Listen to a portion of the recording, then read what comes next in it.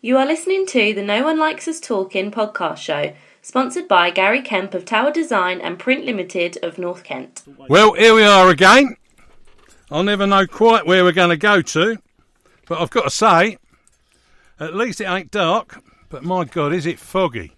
It's like trying to get somewhere and trying to read the map on your phone. And, oh, hold up, this looks like where we ought to be. Looks like a TARDIS. Let me see what happens when I go through the door.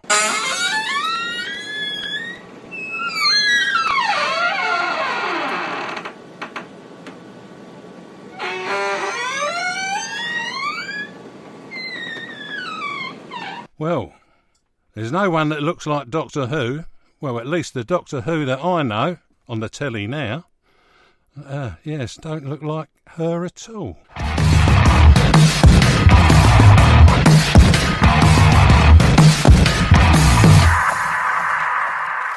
Yes, it's the November No One Likes Us Talking podcast show. I'm Eamonn, and with me is Stan, Ted and George. Hi guys, great to be back with the November podcast, and it's lovely to see actually 3 people, one of whom I've seen last time in the podcast show and 2 that I didn't. Anyway, hi Stan, how are you? I'm very well, Eamonn, thank you. And yourself? Yeah, I'm good. The only thing that I noticed that's missing is when we was in that Love Sport studio last Friday, we had all those chocolate brownies, and I seem to remember you thoroughly enjoyed them. Well, yeah, it's funny you say that. Yeah, it brings it back. Yeah, it was very good. I thought the hospitality was quite good, but they seem to have fallen down since then, don't they? Yeah, something's gone wrong. Yeah. Well, hello Ted, how are you? Or should I say, as Matt Beadle says, hello Super Ted. Yeah. Hello, Eamonn. How are we, mate? I was in there Friday, and all I see was empty cartons. So Stan must have beat me to all them biscuits, I'll tell you. I didn't get one. Well, there you go. Well, he ain't got none to go for today, but perhaps that's a good thing. And last but not least, the Presidente himself, CIC, as he's last, known. Hey, CIC, Commander-in-Chief. Yeah. George, the Lampoon, Lampey. Hello, Eamonn. Hello, George. How are you? I'm not quite sure about all them grand titles, but there you go. Hey, you've always been titular in here. Okay, so on the show today, we're going to have Are the Lions Roaring in the second section, another man from the wall. But we'll welcome the keeper that got us to the top flight, Brian Horne. Our question of the show follows, featuring your answers. The grumpy old gits will follow with a growl each. And last but not least, community matters. Well, of course it does, where we will hear all things affecting the Millwall community. OK, so let's start with Are the Lions Roaring? So where are we at, chaps? How about you, Stan? What do you reckon? Well, I have to say that since Garry Rowett's come in terms of the performance of the players on the field, it's been very good. I'm pleased. We've clearly had a change in style, and also the people that sit round me and everywhere we go, they're very pleased. And so far so good. And of course we have got the January transfer window to look forward to. So.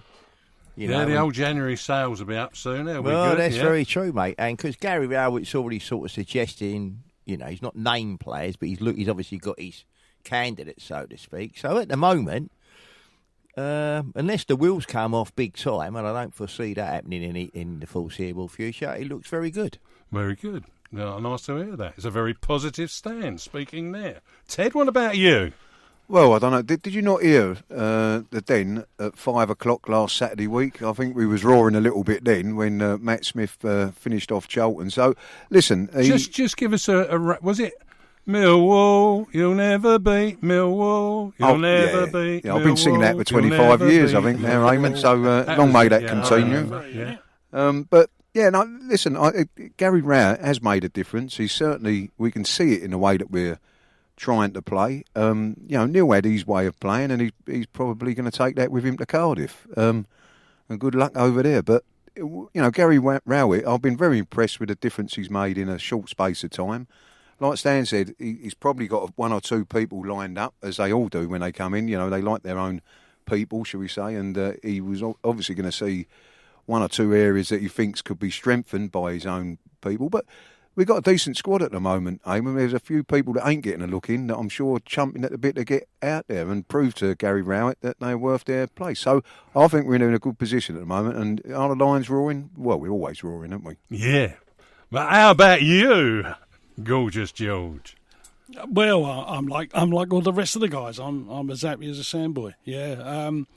I went to the Reading game, and that was his second game in charge, if I remember. Excuse me. Correct.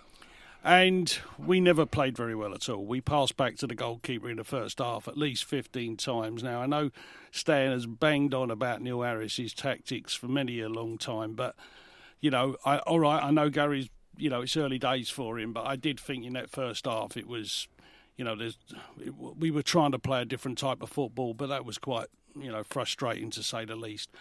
We've played 2 home games. They've been great. Nobody's got a problem. I can see good progress being made with him. The January window is going to be a hard one because prices are always much dearer come that time of the season. And I'm not sure if in our recruitment in the summer was as good as we might like it to have been. But that's a story for another day, maybe. So.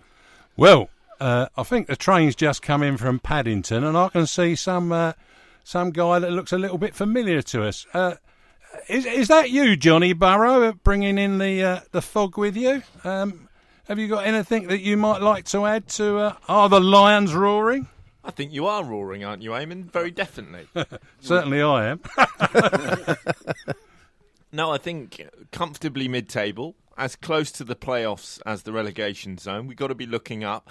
The only thing I didn't quite understand was Cardiff appointing Neil Harris, because I know we like him and I know he's a good manager, but I remember Stan Godwin always having a word or two on his style of play, and that's what the Cardiff fans were getting annoyed about with Neil Warnock not playing supposedly modern football, and I'm not sure whether Mr. Harris is going to provide that. So will a Lion legend go to Cardiff and make a difference too? Stan, in a few words.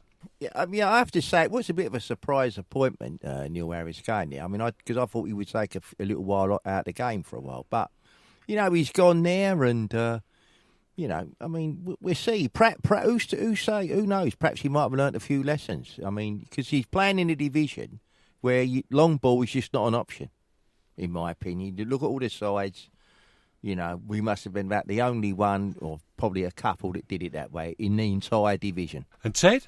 I think Neil may have bitten off a bit more than he can chew, if I'm honest. I liken Neil going to Cardiff a bit like Steve Lomas when he came to us. He's starting off in a negative sense because I don't think the Cardiff fans, well, we know they don't particularly like us too much, but we don't like them. So there you go. But, that means that Neil Harris is starting from somewhere, and I've seen an interview with him saying that he's got to win the fans over. That is Neil Harris's first job, and that can only come by the side playing well. Hopefully they do it this Saturday because they're playing Charlton, so absolutely they can get off to a flying start as far as I'm concerned. But I genuinely think that Neil's going to have a bit of a problem if it as we proved with Steve Lomas, if it doesn't work right from the word go, then you're on a bit of a slippery slope. And unfortunately, I've got a feeling that that's what might happen with Neil. It's going to be tough, and for sure, as long as they come off that rocket start that we want them to have down at the Valley on Boxing Day, well. Over to you, George. Well, that's interesting, isn't it? What an interesting day. I just wish this guy all the luck in the world. I know we all do, but yeah, Ted makes good points. Stan makes good points. If I'm really honest, I saw Neil going to maybe not a championship club, but a League One side. And I don't mean that with no disrespect in the world at all. I just thought, maybe the South Ends or something like that would have suited him better, and then he would have built them up and took them. This, to me, is a very hard task for Neil.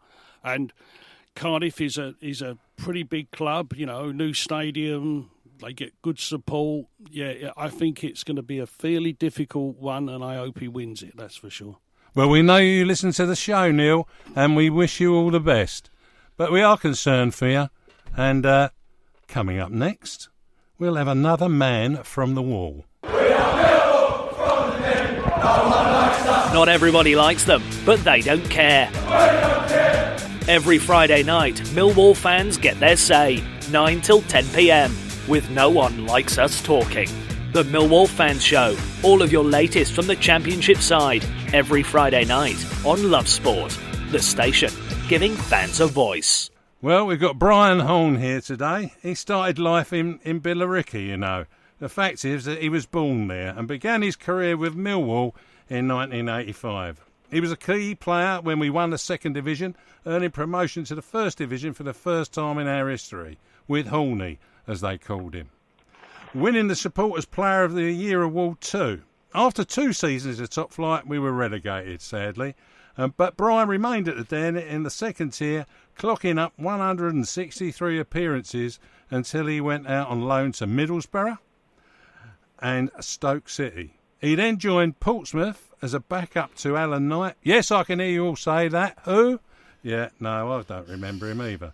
Brian ended his professional career with Hartlepool United, where I'm told the pies are exceptionally tasty. And he played there for 2 seasons. He later played non-league football. Can you turn your phone off, Ted, for God's sake? Yeah. He played non-league football with Dover Athletic and Farnborough Town, and then managed Averley for a short time. He's still involved with the club as mine host in the club's executive lounge on match days, where he says, "If you can answer this question, I'll buy a round for your table." Well, Brian, there you go. How are you, mate? Not bad. A lot of them stats were wrong, but you had a go, I suppose. Well, that's okay. we don't mind them being wrong as long as you're all right. That's the key. I'm fine, thank you. There's a lot of stories behind that lot, but how did you end up joining the Lions in the first place, Brian? Supporter, basically. It was my dad and my granddad and all my family were Millwall supporters, and we used to live in the Wooddean estate in Peckham, and I lived in Essex.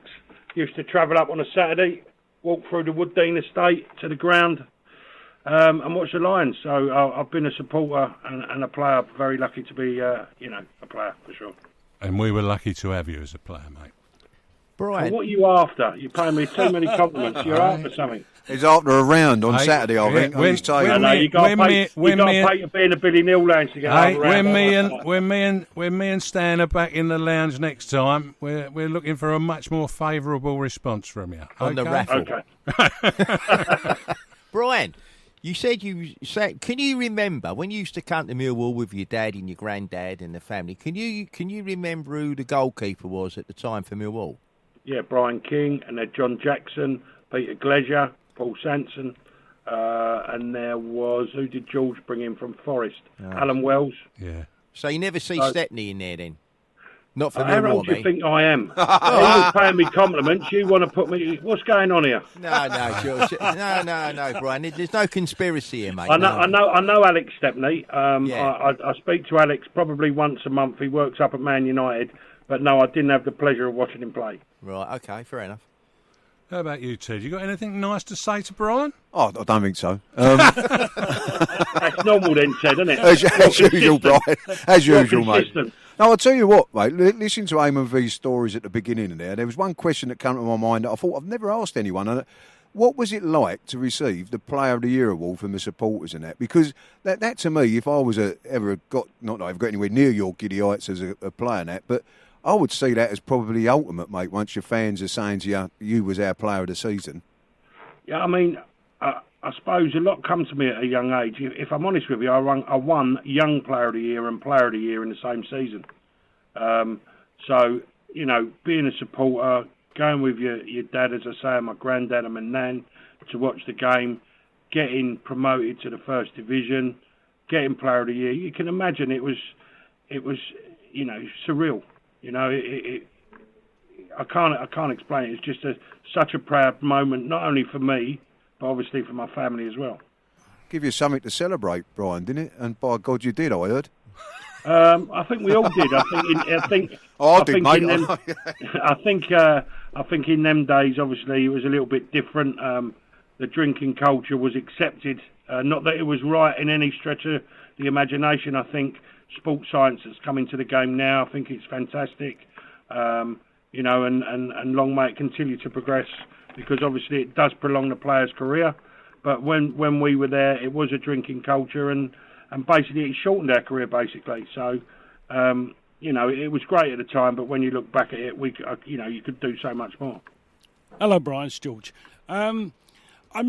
Not everybody will know that you now host the Executive Lounge, and when I've been up there, you seem to do a fair middling job of it, if I'm honest. Thanks, George. Not as good as you on there, though, eh? Don't, next time you see him, Brian, don't let him in. No, he's welcome anytime, he's George.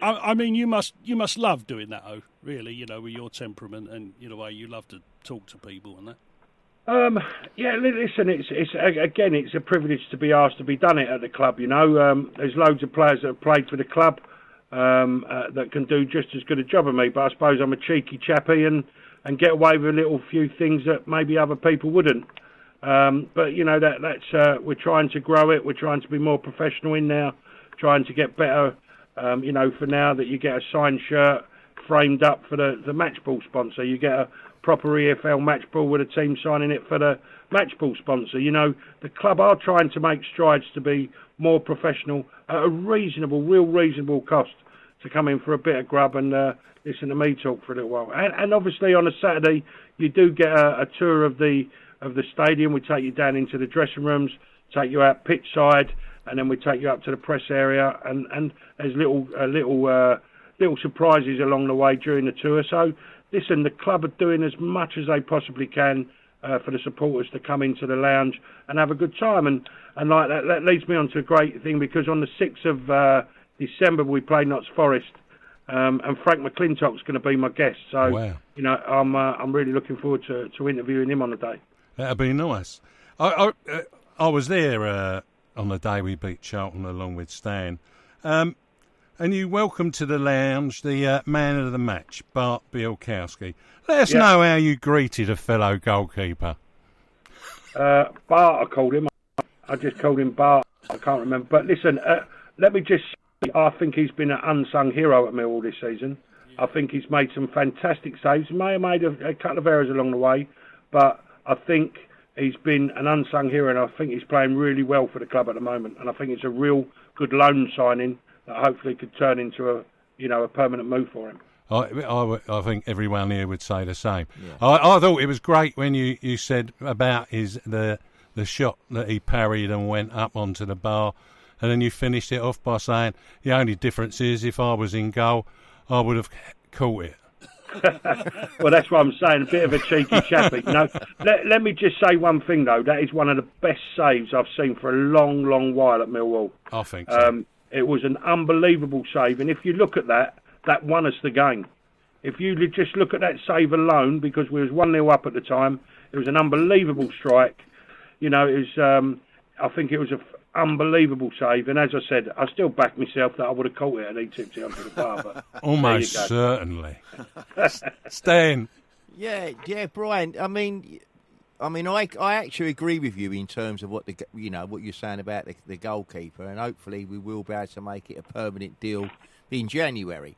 And I have to smile, because when we was in the process of signing him, we get told that it all broke down because of some leg injury, right, or some previous leg injury. Since he hasn't got a cartilage in one of his knees. Yeah, that's it. But apart from you, and if we didn't know that, and you watched him play, you wouldn't think there was anything had ever been wrong with him, would you? The way he's carried on. That's why we signed him. Yeah. He's brilliant. He's played so many games for Ipswich with the same condition. It's not affecting him in any way. It's just the fact you have an X-ray and it tells you. But what people don't tell you these days is that they can take. I don't know his injury, but I know with cartilages, they can take a sample and grow another cartilage and put it back in your knee. That's how far bits and pieces have come. So I don't know, but I don't care as long as he's playing well and helping the Lions. That's all that matters. Yeah, just one final thing, Brian. How do you think we're going to get on for the rest of the season? Where do you see us finishing? I think, obviously, with Neil going, I think it was a big surprise to everyone. And Garry Rowett, which I think is going to be an unbelievable fit for the club. I think he's going to be, really good. I don't think people should set their expectations too high. We've still got the same budget.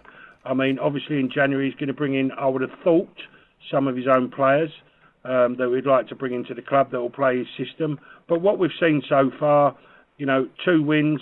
We got beat away at Reading, which hopefully brought everybody's expectations down a bit. We're not, and I'm not being negative when I say this. Everybody would love us to go into the playoffs, which I think would be an overachievement for the club. But I think that's what we're striving to do. Have one season in the playoffs, maybe, but that might take 3 or 4 years of Mr. Rowett wheeling and dealing and bringing in the players he wants, and 1 year it might just click. But realistically, an achievement for the club with the budget we got is staying in the division.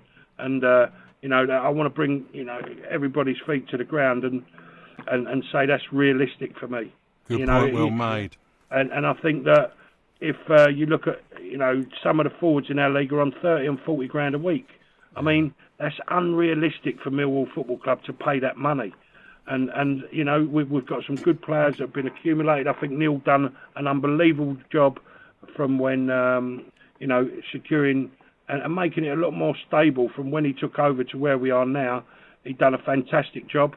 But hopefully Garry Rowett is going to take us a new dimension, a new style of play, and we'll see where we go from now. But I just think that everybody's expectations have got to be realised, and the club are striving to be better on and off the field.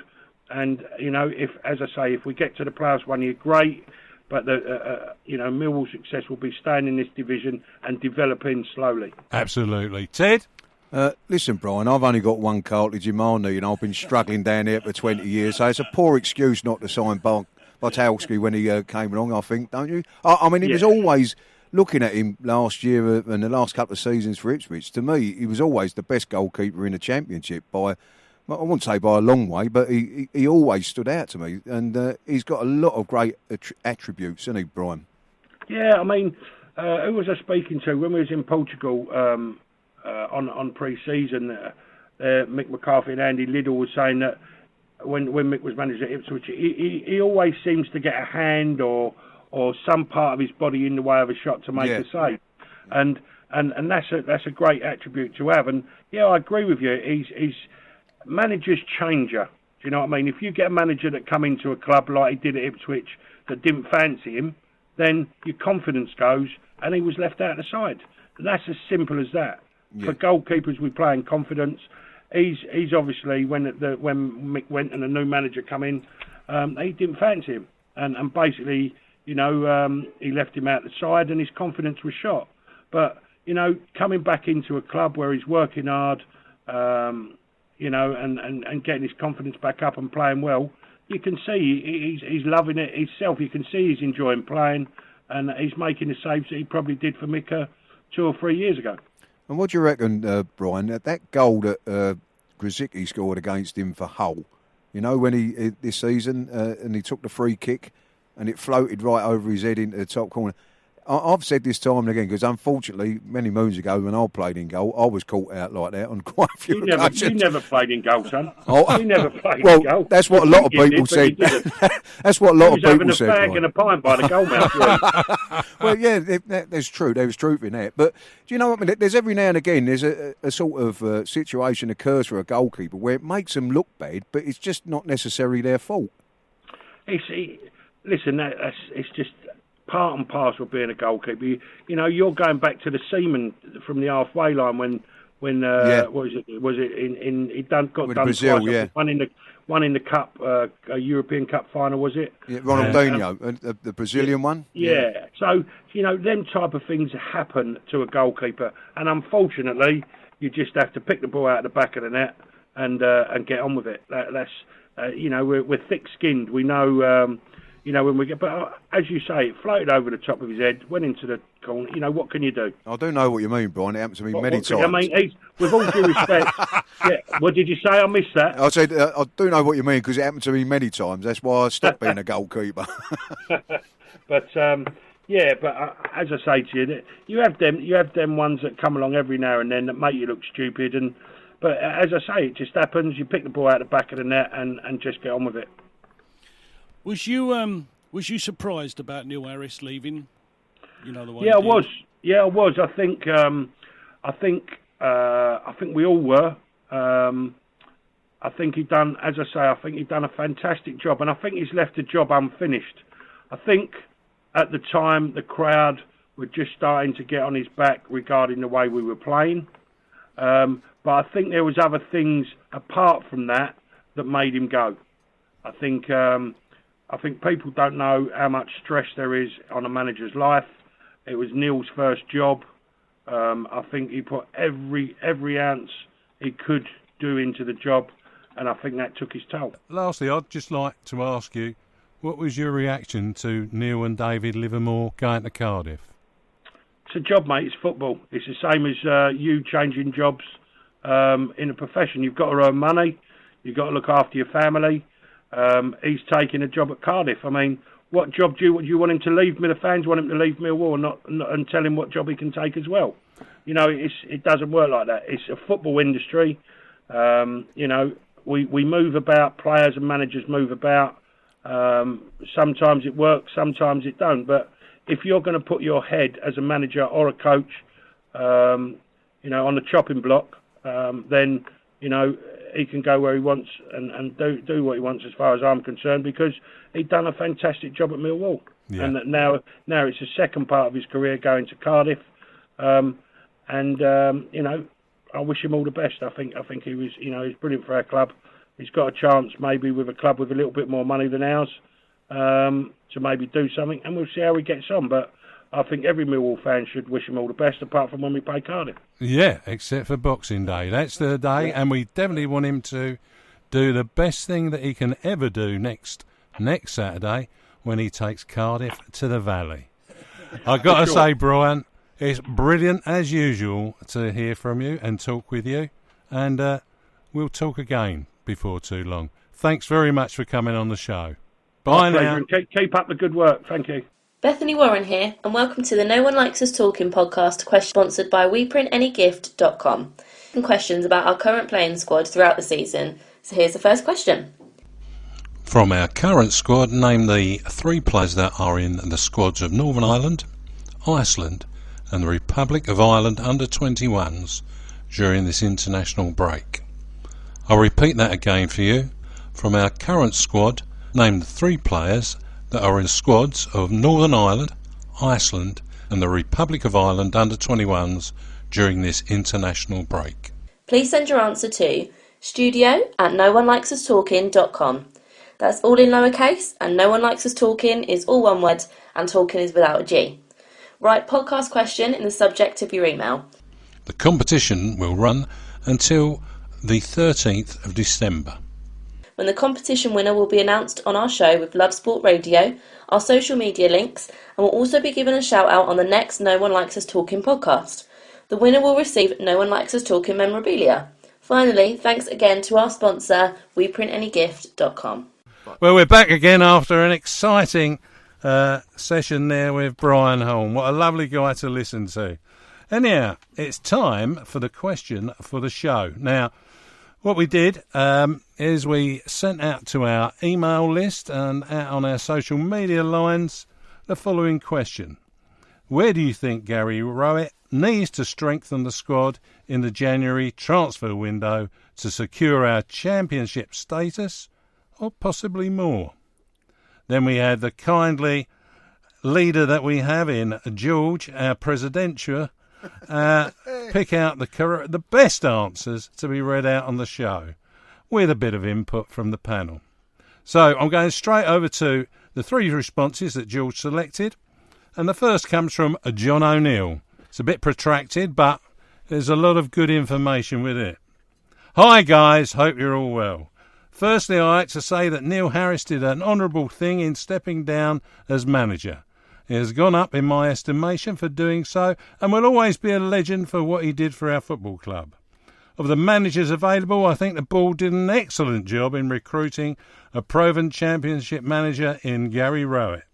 With regards to the question, we definitely need to recruit a left back. Murray Wallace is doing his best, but we all know that he is a centre-half playing out of position. We may get away with it in League One, but teams in the Championship will, and are, exploiting this obvious weakness. Shane Ferguson is not the answer to this problem either. I think we also need to strengthen the central midfield position. There's no doubt that under Garry Wright we will try to improve our possession and not keep bypassing the midfield. An experienced attacking midfielder who is comfortable on the ball is required and will greatly benefit the talents of Ben Thompson and Jason Lampey. Finally, I think we need another striker, although our strength in depth in this department is better than the previously mentioned requirements. However, I still think that apart from Tom Bradshaw, Smith, Bodvarsson and O'Brien and Elliott will not take us up to the next level. Thanks for providing excellent debate. Well, thanks, John O'Neill. Hi, guys. What do we think about that, George? Well, I think John makes some very good points. Well, you would do, because you wouldn't have selected that answer, would you? But there you go. Yeah. He's being a bit sharp, isn't he? Yeah. But I think, I agree with all of that, because I think Wallace has struggled a little bit at left back. That's no fault of his own. In fairness to the man, he's a centre half. I think he gives you 100%. I have been banging on forever about us having a midfield player who carries the ball forward.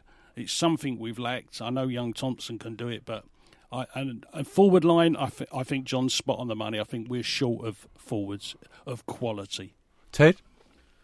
Having listened to George, I don't think we've got much of a team, really. There's only the goalkeeper who's all right. Listen, I think Murray Wallace has come in for a little bit of unnecessary stick. He does a fair, decent job, I think, as a left back. He's not the greatest left back in the world, but what you do get out of Murray Wallace is a 6 or 7 out of 10 week in, week out. The problem there is you've got Shane Ferguson as well, and he obviously, we're seeing time whether Garry Rowett thinks that Shane can do the job at left back, but nobody else has seemed to have, Neil certainly didn't think he was the final answer. So there is room maybe for a left back. I think we might need to have another centre half come in, I think, in case anything happens. I know we've got Alex Pearce sitting in the background there. And more importantly, but I'm interested in it, with Marlon Romeo right back, if anything happens to Marlon, because we've lost McCarthy for a few weeks, we got young James Brown coming back, who I was very impressed with when he was a youngster. So I think there's plenty in the squad. Midfield-wise, it depends how Garry Rowett wants to change the style of play, because we've got Conor Mahoney, who hasn't really clicked so far this year, but for the left-hand side, he's the obvious choice if he gets into some sort of form. Yuri Skalak still hasn't had a run, so that's the sort of two wide things when you can throw Shane Ferguson on the left-hand side as well, and Aidan O'Brien, who has played out sort of in wide positions. But now we're going with this 4-3-3. I think there's room to maybe let Tom Elliott go, because I think they was going to let him go anyway, and bring another forward in, maybe in the style of Tom Bradshaw, that sort of, or someone with a bit of pace. A real bit of pace would be a good sort of buy, I think. Yeah. And the midfield, maybe another good, strong holding midfield player, because at the moment I see Sean Williams in there because he is the experienced head in there with Jason Lampey and Thompson, and maybe we need another one there. So I'm not quite as bad as George. I think we've got some decent players in there. That's a bonus. That's a bonus. That is a bonus, Ted. I know now why Matt Beadle calls you Super Ted. That's right. Okay, Stan, have you any observations on what you've just heard from your two colleagues? Well, yeah, I do, as it goes. Yeah. If we talk about midfield, because what we've not got to forget is the fact that Ryan Leonard's still out injured. Yeah. So he's to come back, and he's not played yet under, obviously, Garry Rowett. I don't know, people seem to get themselves worked up over Tom Elliott, and I don't know, he was out injured and people were still blaming him for and I thought, well, how's that work if he ain't playing? But anyway, But I think Tom Elliott, he would have been gone by now if it hadn't been for that injury. And and he will probably go, assuming he's fit enough, I think he will then go in the January. Murray Wallace has done a half-decent job as a fullback. I think sometimes with Murray Wallace, you watch the way when he runs it, he's not somebody that breaks into full speed. He's got this running style that looks as if he's a bit laid back, and which is not correct. But I think he's done well at left back. He's not a left back, but he's done okay. But you might need another left back. I've done about it but then if you get any another left back, then you then got yourself another centre half. So would you want to buy another one if you already got them? Probably need a man up front. I think you definitely got to go for pace. I don't think Conor Mahoney. I mean, people said, "Oh, well, he ain't quite done this and he ain't quite done that." But I mean, I just think it's a little bit unfair because he's only been given bit parts to play. Yeah. I mean, so so I think there's things to be done. But and because I mean, because it might well be. I mean, if you think about it, we're talking about who we want, and I understand that. But then let's think about who might be going. Because you could have, for example, Ferguson leave to go to Stoke because Michael O'Neill's up there now as the manager. He could well be after him. So I think you need to work that out. We need, it's not a case of who we want. I mean, I get all that, but what happens if somebody comes in for Marlon Romeo and offers big money? I mean, who? You never know. You never know. Good letter there from John. I think Stephen Dambrowski, who was the next one that George picked out, sort of summarises a lot of what John said in approximately one sentence, actually, or two even. We are slowly looking better, and for periods in games, much better. We need a left-back, central midfielder, and one more up front. But so far, so good in a very short space of time. Come on, you Lions. Well, I think we covered all those angles in what we've just spoke about. But then we've got our friend from the only place in the USA where Millwall fans should be, in Milwaukee, Darryl Brugging. And he says, I think this squad is good enough to remain in the Championship. I just think it's up to Rowett to get the most out of the talent that's there. My only concern is that Ipswich don't sell Bart in the January transfer window to someone else, per the reports that have shown the option to do that. Maybe we can come to an agreement on a 2-year deal with Bart and get him for $900,000 original deal, or less, since his contract expires at the end of the season. We could use a fullback to provide cover for Murray Wallace, a little bit different. Otherwise, I think we should stick with this squad. Let's then look for ways to improve the team next summer. Any thoughts on that one? George? Well, I think Darryl makes a good point.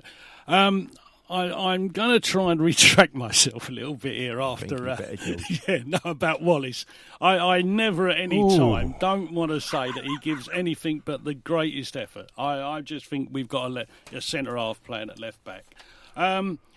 I think it will be a good idea not to go mad in the January window. So I think, yes, to take our time, and I think the squad's good enough, despite what Ted's saying. I don't think anyone's any good, but no, I do think they're fine, and I just think a little tweak at the moment before the end of the season. Over to you, Ted, after that apology. Sort of backhanded apology as usual from George. Listen, Garry Rowett will have his own ideas in there of who's going to fit into the system that he wants to play. Now, if he sees a weakness within there, he's going to go for that sort of position. And I don't doubt for 1 minute he's probably got players in mind already. The Bart situation's an interesting one, but I'll be absolutely amazed if Millwall didn't have some sort of maybe deal pending with them, because it was always a bit strange when 1 minute they weren't going to sign Bart and then the next minute they did for a season-long loan. So I'm pretty sure that they should have put something in there that if it all worked out well in January, they would go back to the original deal.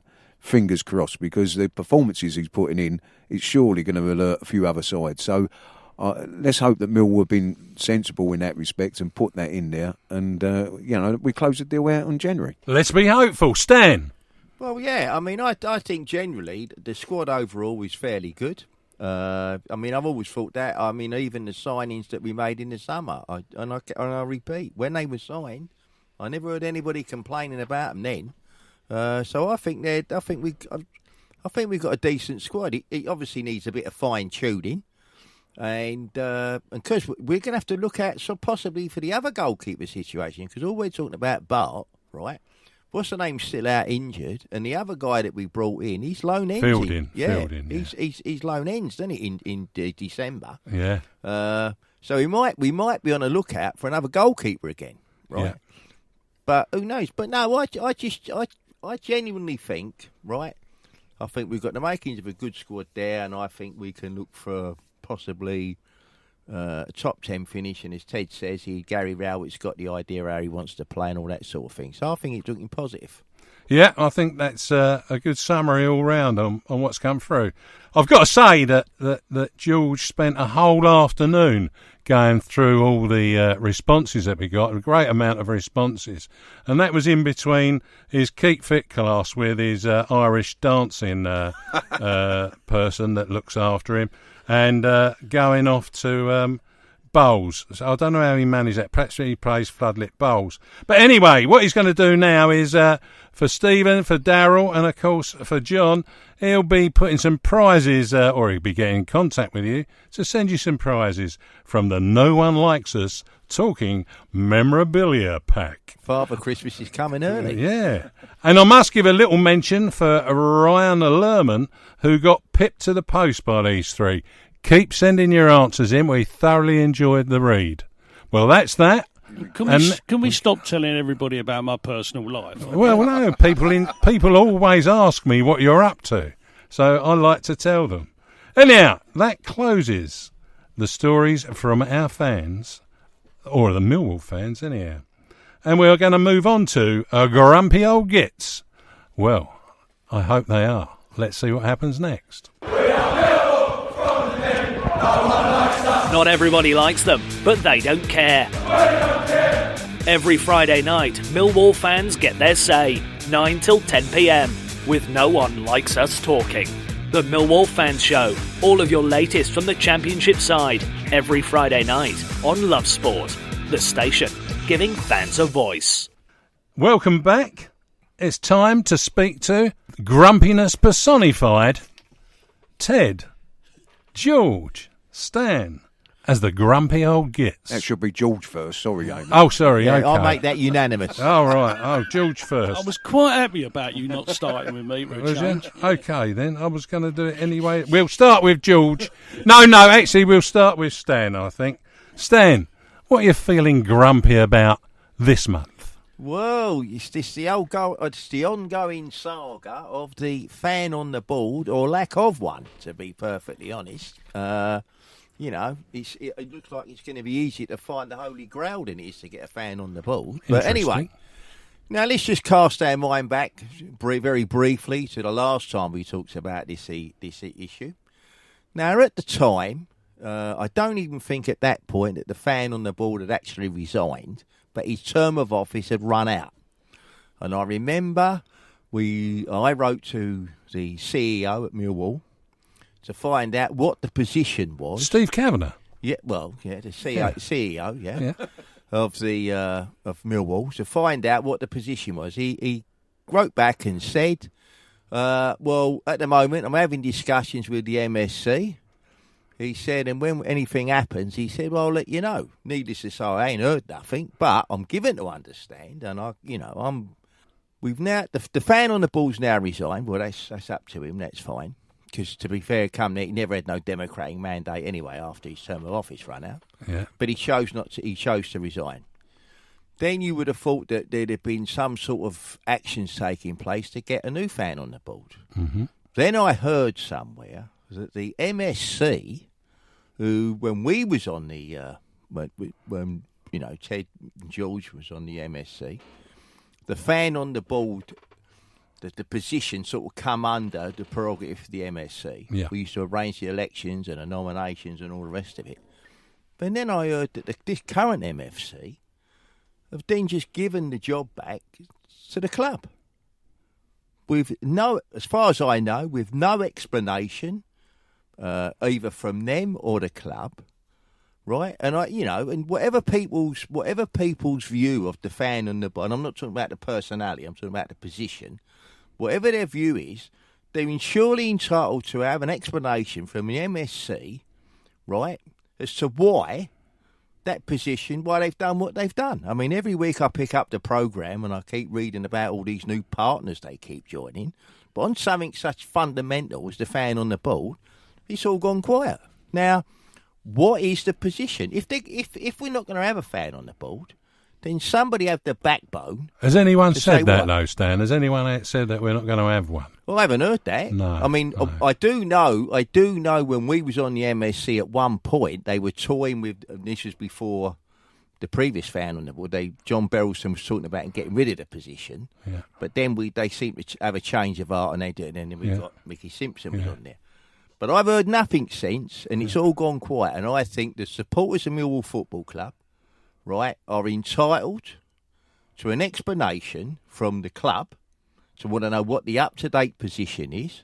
And I also think they're entitled to know from the MSC if it's factually correct that they decided that they was going to give the thing back to the club without any reference to anyone. Yeah. And they've just done it, and they don't even have the backbone to explain why they've done it. Well, perhaps they have got the backbone. And I think, Steve, if you're listening, I hope you hear what Stan's saying. I've heard it repeated in a number of locations by quite a large variety of people. And of course, the chairperson of the MSC. These are obviously an issue that's challenging people. I think you made good points there, Stan, and let's hope we hear something soon. Thank you. Right. Ted? Oh, I don't think I'll get more grumpy than Stan, listening to it. But listen, have a go. Funny enough, I was struggling a little bit with this. I think I was overwhelmed with the enjoyment I got from beating Charlton the other week that I haven't found myself grumpy for a little while. But nice. I've seen one thing which I want to state quickly here and now. Coming up here on it was on Twitter, and if it's right what I've read there it's Neil. I love Neil Harris to bits. I think he's been a legend at his football club and that. But do me a favour, Neil. Do not start saying things like I've read there, where you've turned round and said Cardiff is a different level. No disrespect to Millwall fans, I think it went, but Cardiff's a different level to Millwall. You're doing yourself no favours, Neil. And that's just a polite thing from me to you. I'm sure you know Millwall fans better than me, but we don't want to be described as being a different level to Cardiff. Cardiff are always going to be below us. There you go. So that was made me a little bit grumpy on the way up here. Well, we're all in the Championship. I don't want to see Neil ever getting any stick from Millwall fans, but if he speaks like that, it may well turn on him. So anyway, my real grump was a club shop. My dear old dad was 91 last week, bless him, and it's all his fault, and I've never forgiven him for making me a Millwall fan. So I went into that club shop to try and buy him something for his 91st birthday, and I have got to tell you, there is absolutely nothing in there for an older man. It is, you used to be able to get sweatshirts in there, you used to be able to buy all sorts of things in there that sort of catered for everyone. It seems to me now that all they do in that club shop is, if it's not official Millwall kit or Millwall training kit, then there's next to nothing else in there. And I know, and I sort of understand that somebody's supposed to be coming in to take it over soon. And I can go back to the previous guy, Mr. Williams, what was his name? Alan Williams, yeah. And he came out with some T-shirts that were really good and designs and whatever. And there seemed to be a quite well-stocked sort of club shop of various different things. Unless you want a kit or a training kit, it's not worth walking in there at this moment in time. So I don't know who Millwall were employing, but I did read somewhere that someone was coming in and whatever. Please, please, please get yourself in there and let's get back. It was never the greatest club shop, but it was certainly a damn sight better than it is now a few years ago. Let's get back and cater to us old gits and various other people, not just the ones that you believe are going to wear a football shirt or training kit. It's been going on for a long time there, Ted, and I'm looking at Stan, and it's got that bad that he's got a polo shirt on there that goes back to Wembley 2016, because I think that was about the last time there was of any stock of any mentionable that looked like and it. looking at it on Stan, it weren't very good then, was it? Really? Looks worse now. No, don't make him more grumpy. Don't. But I have to say, Ted raises some good points, because, for example, what we don't get now every season, you said, apart from when we got relegated, every season you used to have a DVD of the season. Don't get that now. Yeah. Right?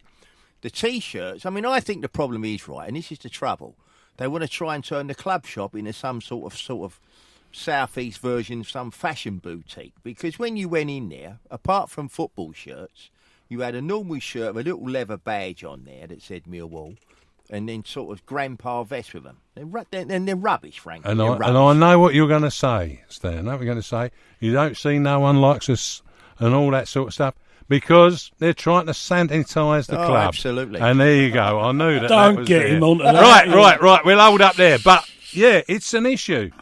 Let's get it sorted. George. Right, two really. One was the blue bus. Now, as we all know, the blue bus has been done up. It was Looks falling very into nice. rack and ruin. Yeah, it does indeed. A lot of people saying it would be nice if it could still be driven around to the schools and the like, and I understand that. But in fairness, and I'm going to do a little bit of defending here for a change, I think the club have made a very good job of the bus. I think, the fact that it does sit round the back of the stadium rather than, being an iconic feature, it should be out there. Everybody could see it in the main car park. I think the club have done well. I understand why everybody wanted it to be, driven all around the streets and the schools. And then some, influential people have actually said that. But I don't think it was possible, or it would have cost a great deal of money. It'd be good going around the schools with them beer pumps in there. They love all that. And if they got the band playing in the back as well, that'd even make it better, wouldn't it? So, Wonderful. I think the club's done the best of a bad situation there. It's just a shame that not everybody sees it in the main car park. You reckon that? No, go on, Stan. You feel free to. Well, I mean, I come to the ground one day and I walked through the car park and I didn't see the bus. And I thought, where's that gone? And then I sort of carried on walking and go around like you do, and I see it sticking out.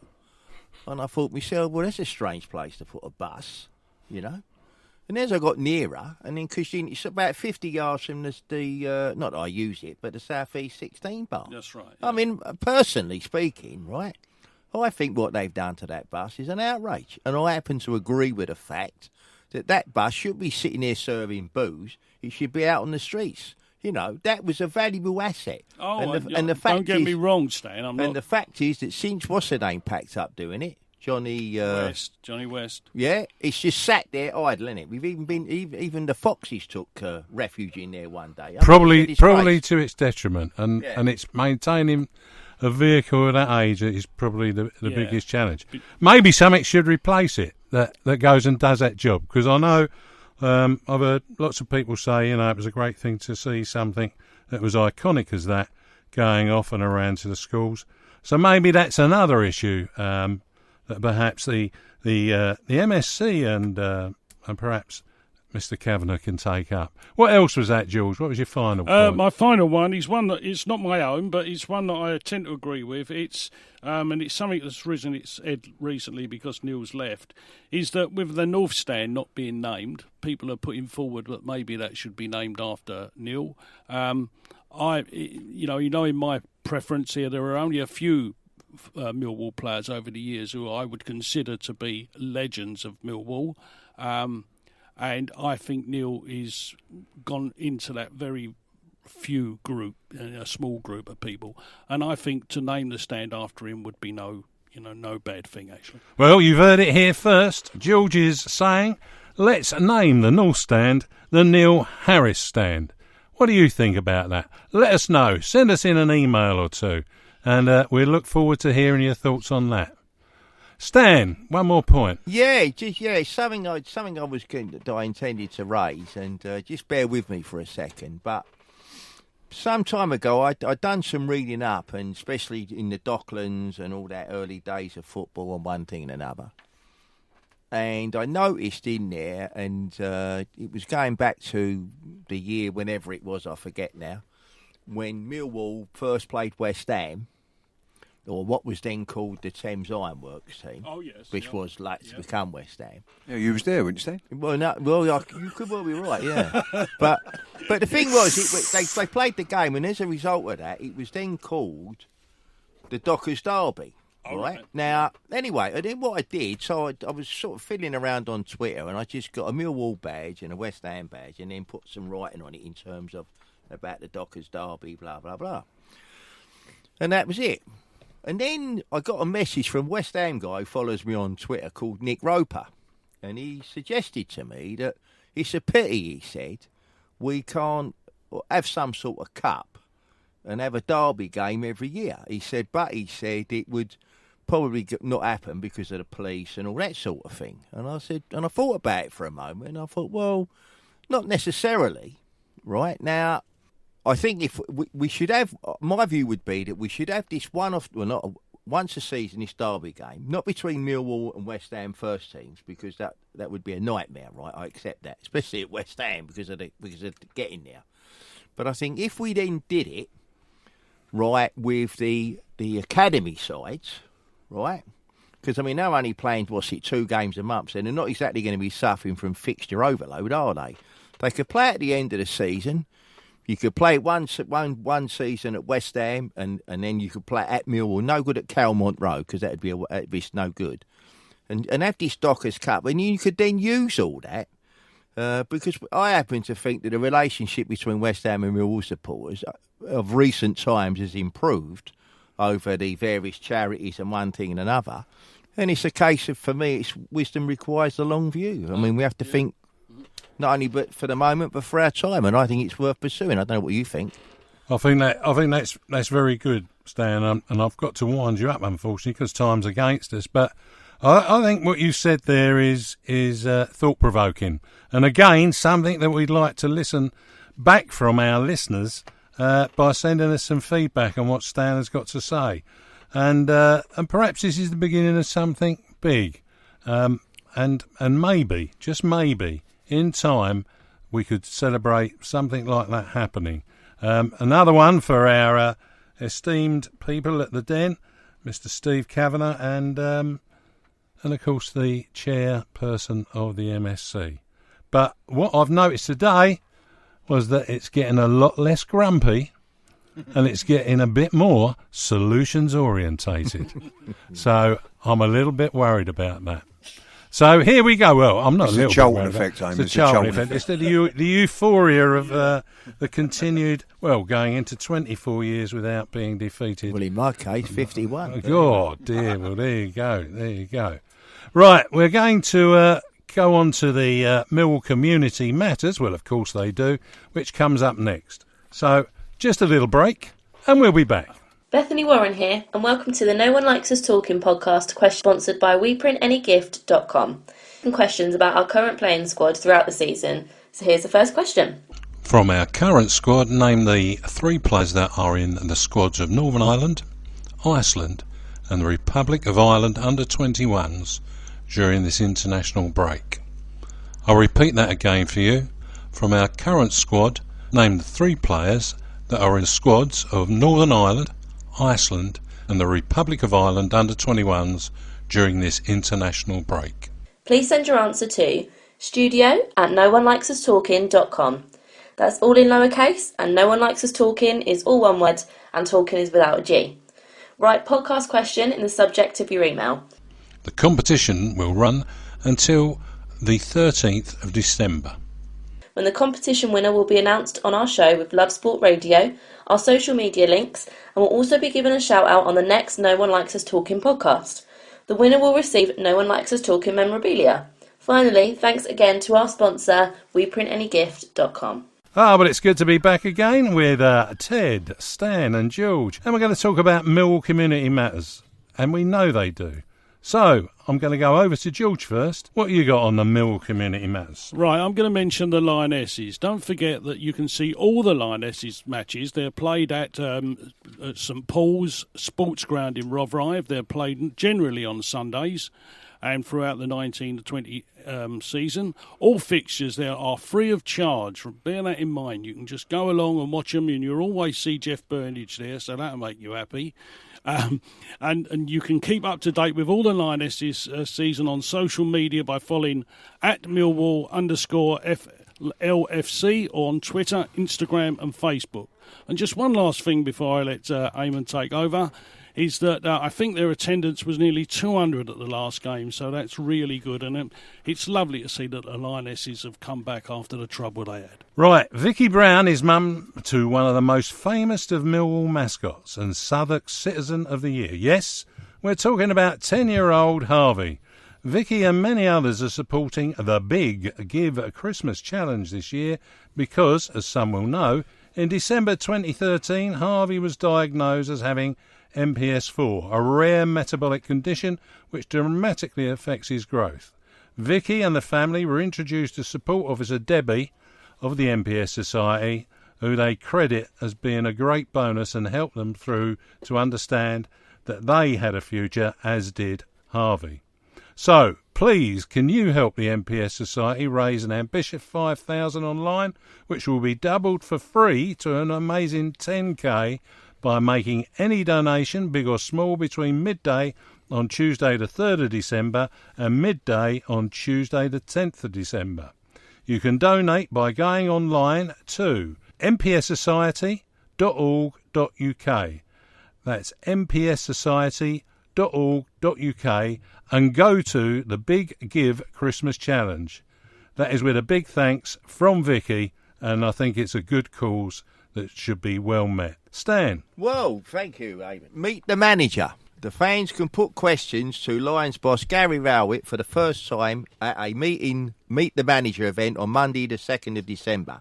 Garry will be joined alongside assistant Callum Davidson for a Q&A session, which will take place between 7 and 9 p.m. at the Den. The event presents Millwall supporters with their first opportunity to quiz the boss on his short and long-term ambitions for the club, his view on performances and results so far, his plans for the upcoming transfer window, and plenty more. The duo shall also be joined by the Lions chief executive, who will be on hand to address any topics relating to the day-to-day running of the club. This is open to all Millwall supporters, so please come along. Yeah, that's Steve Kavanagh. He missed a bit out there, didn't he? Yeah, I did mention the CEO. Oh, yeah, that's okay. Well, that's Steve Kavanagh. All the grumpy bits had gone. Now. Ted, over to you, mate. Right, moving on. It's the Lion Roars fanzine. The second sale of the current issue will be on sale at the Zampa Road Gate when we play Wigan on Tuesday the 26th of November, next Tuesday I believe. The next edition is due out in the Forest game on. Look out for Editor-in-Chief Aisha Smith, she's always there, who will be pleased to sell you a copy. Aisha is also collecting sleeping bags again as it's winter for the less fortunate out of them on the streets. And she's also collecting crisp packets or large chocolate. You want to go round George's house, there'd be loads there, I should imagine. Large chocolate wrappers that have plastic foil inside to make bivvy bags. Correct. To keep the sleeping bags dry and warm.